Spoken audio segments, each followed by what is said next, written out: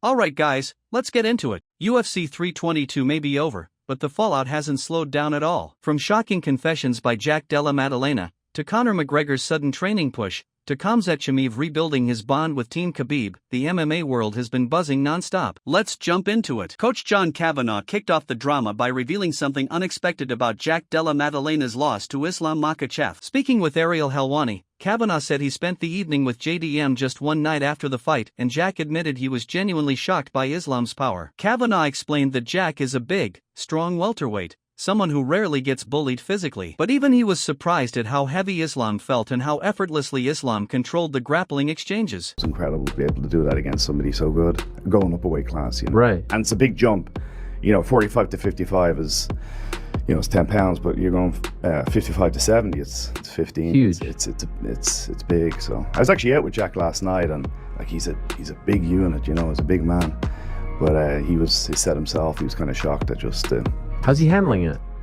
You know, Bummed. it's Yeah. nothing you say is going to make you feel any better, but He seemed deflated. yeah, and even last night he was obviously still down in the dumps, but you know, his wife is there, his kids, and he'll pick himself up and go. Kavanagh didn't stop there. He also gave an important update on Conor McGregor's comeback timeline. According to him, Conor is fully committed to returning at the UFC White House event. He's back in the gym consistently, showing up early in the mornings, and has already asked Kavanagh to build a complete training program from now until June. Is this happening? What's going on? What could you tell us? Well, I could tell us on our end, we're 100% in. You know, he's asked me to basically lay out a program between now and June of how we'll ramp up our training. He's showing up again. He's back in the gym most mornings early. Wow. And yeah, he's having fun with it. But you know, I got a bunch of messages after the show on Saturday night. He wants to fight everybody. Yeah. But certainly he wants to get on that card. So how it works from a management point of view, that's between them. Sure. So I don't really get involved in that. But from a training point of view, he's already tasked me with putting together, you know, a team of suitable training partners. We'll do some of it in the gym, some of it in his house. So he's fully locked in that we're going to be making the walk in, what is it, 6-7 months? Yeah. So you believe it? Like I said, if it's Conor's choice, he's in. I don't know how it will work with the UFC. I don't know, Sure. how all that will go. But you sense like a motivation. I was like, I mean, the last one we were so freaking close until he. Kavanagh said Conor is motivated, hungry, and even messaging him constantly after UFC 322, wanting to fight everyone. The only obstacle now is UFC management, but from the training side, if it's Conor's choice, he's in. Right after securing two-division champion status, Islam Makhachev and his team arrived in the UAE to a warm, celebratory welcome. From fans to officials, everyone gathered to honor Islam for making history, becoming one of the few fighters to win gold in 2 weight classes. Michael Bisping and Paul Felder gave a deeper breakdown of the fight on the Believe You Me podcast. Both agreed that Jack Della Maddalena didn't just get out-grappled, he was mentally crushed early in the match. I did think Jack initially, because of the Bilal Muhammad fight, right? Holy cow. I mean, Jesus. Islam shut him down, dominated, one-way traffic, whatever you want to call it. Jack just wasn't in the fight. I felt for him, though. I felt for him because he was like, you know, his cornerman in between rounds was like, what are you doing? Stop playing half guard. You got to go at him, and like basically just abusing him. And Jack just looked destroyed mentally, like, I'm trying. He looked emotional. And I'm not saying that to even diss him, right? You know how it is sometimes. Same. When you can't do anything and you're just like, what the and he's tough enough. He's got enough heart where he knows he's not going to quit on himself. But I think after round 1, maybe round 2, he's probably thinking it's just going to be this for 25 minutes, for a half hour. I'm going to be just struggling to not get choked unconscious by this guy. And then when I'm on my feet, my calf is killing me from those calf kicks. He was just. The chaos didn't end inside the cage. Tim Welch and Sean O'Malley released a hilarious yet detailed breakdown of the now viral moment where Dillon Danis was attacked at UFC 322, this time jokingly crediting John Pork for scoring a TKO. That happened later that night. John Pork TKO'd Dillon Danis in the first round. This is how it happened. For some weird reason, Dillon Danis was bent over like this.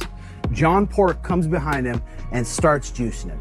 Juices him, drops Dillon Danis to the floor, TKOs him, and Dillon is air kicking. He's wheel kicking. You can see it in the video, his red Nikes wheel kicking in the air. He was knocked out. Shortly after that, they got him out of there. So that was a TKO win by John Pork. So now, if you're ever in New York, remember to check in with John Pork. But if you're Dillon Danis, this is something you can do at home. Now, you don't want to do this to someone you don't like. If it's Dillon Danis, that's fine. You go behind him and you ear hole him. Boom, right to the back of the ear hole. Bink. Then you go uppercut. He still can't see you. Boom. Guaranteed when he gets punched, he'll pull guard. So once he pulls guard, he's going to start wheel kicking here. Yep, shooting up triangles, omoplatas. You just got to stay away. And TKO win there for John Pork. O'Malley and Welch turned the moment into a teaching lesson, explaining how to earhole someone like Danis if you ever need to defend yourself. Of course, it was all playful, chaotic fun. On his podcast, Jorge Masvidal revealed he was actually on his way to confront Dillon Danis that night only to discover someone else had already handled it. Masvidal described running into John Pork afterward, noticing blood on his hands, and realizing Danis had already been beaten and thrown out. His ass beat by the Muslim Brotherhood. They stole it from me because I was literally on my way to whoop this motherfucker's ass. They've been sending a couple messages and I was like, all right, cool, you keep sending these messages, brother, we're gonna have to see each other. As I start walking towards my seat from the VIP room, I run into Chanko. I'm like, what's up, man? The police is all over me. I go, what happened, brother? And he's like, nah, just chilling, bro, all good. And I see his hands are blood, and I'm like, nah, something happened. What happened with you, man? Look at your hands. He goes, no, all good, bro, little problem. I took care of it. And I go, all right. So bam, I took a picture, I keep walking. And as I'm getting closer to the arena, to the stands, the UFC starts coming running at me. You stay right here, don't move. What just happened? What'd you get into? And they're grabbing me, they're holding me, and I'm like, bro, I just literally got here. Luckily, the UFC always has me with two glorified babysitters, security guards, because every event, they got two bodyguards on me everywhere I go to make sure I don't cause no trouble or get in no trouble. So those guys vouch for me. They were like, nah, man, he was with us, he ain't do nothing. Literally, I just got here, brother. I wish I could have done something. So by the time I got out to the main event, all the good fun was taken away already. Dillon Danis had already got mopped up, kicked in the face. They made him eat made him lick the floor, and then they kicked his ass out and banned him. So, sucks for you. In one of the most surprising moments since UFC 322, Khamzat Chimaev posted a photo announcing unity with Khabib's camp. While they were never true enemies, a short rivalry did occur in the past, one that Chechen leader Ramzan Kadyrov quickly settled. After Islam's dominant win, Khamzat shared the now viral caption, "The wolf and the eagle are not always close, but when the mountains need protection, they protect them together." The MMA world took that as a clear sign that Khamzat and Team Khabib are fully united moving forward. Demetrius Mighty Mouse Johnson added another layer to the conversation. In his analysis, he noticed Jack Della Maddalena was making strange facial expressions from the very beginning, signs that often point to an injury. Again, he lands. You know, the only thing that you could do in this position is accept that you got taken down, butt scoot. Sorry, my arrows are bad.